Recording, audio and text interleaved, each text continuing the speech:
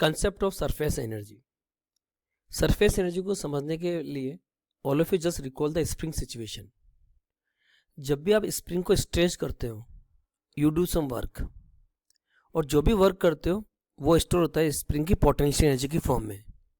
यानी एक चीज़ आपको क्लियर है, स्ट्रेच स्प्रिंग में हमेशा पोटेंशियल एनर्जी स्टोर होती है। सिमिलरली फ्लूइड के लिए भी हमें यही बात सोचनी है। Free surface of the liquid also behave like the stretch membrane. So in free surface also some potential energy stored, क्योंकि जब भी कोई चीज़ स्ट्रेच होती है उसमें पोटेंशियल एनर्जी आती है। तो फ्री सरफेस भी स्ट्रेच होता है तो उसमें भी पोटेंशियल एनर्जी आएगी, and this free surface potential energy is known as surface energy. अच्छा, इसको इस तरीके से भी समझो। हमने देखा है जो भी सरफेस के मॉलिक्यूल होते हैं उनमें नेट फोर्स नीचे की तरफ लगता है, डाउनवर्ड डायरेक्शन में लगता है। That we have scene.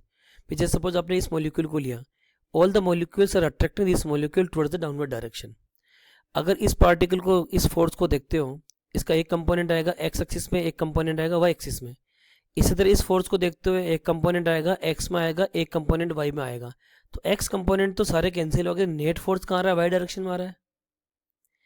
इसका मतलब सरफेस मॉलिक्यूल को नीचे आना चाहिए। ऑफ कोर्स ये नीचे आता है, लेकिन आप जानते हो अगर एक मॉलिक्यूल नीचे आता है दूसरा मॉलिक्यूल ऊपर जाना चाहिए। अब जो मॉलिक्यूल नीचे से ऊपर जा रहा है उसको फील करो, that molecule is moving against some intermolecular force. और जब कोई भी ऑब्जेक्ट फोर्स के अगेंस्ट मूव करता है तो उसमें एनर्जी इंक्रीज होती है, पोटेंशियल एनर्जी इंक्रीज होती है।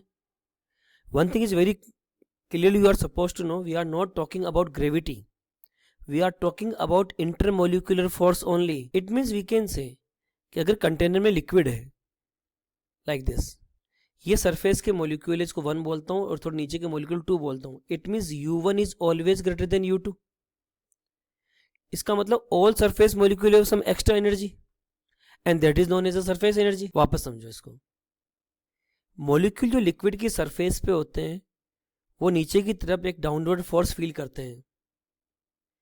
सो to bring a molecule from the interior of the liquid to the free surface, we have to do some extra work against the intermolecular force of attraction, and that extra work will be stored as a potential energy of the molecule on the surface। यानी कि आपको एक बात समझ में आ गई है, जो सरफेस के मॉलिक्यूल होते हैं उसमें सब एडिशनल एनर्जी होती है।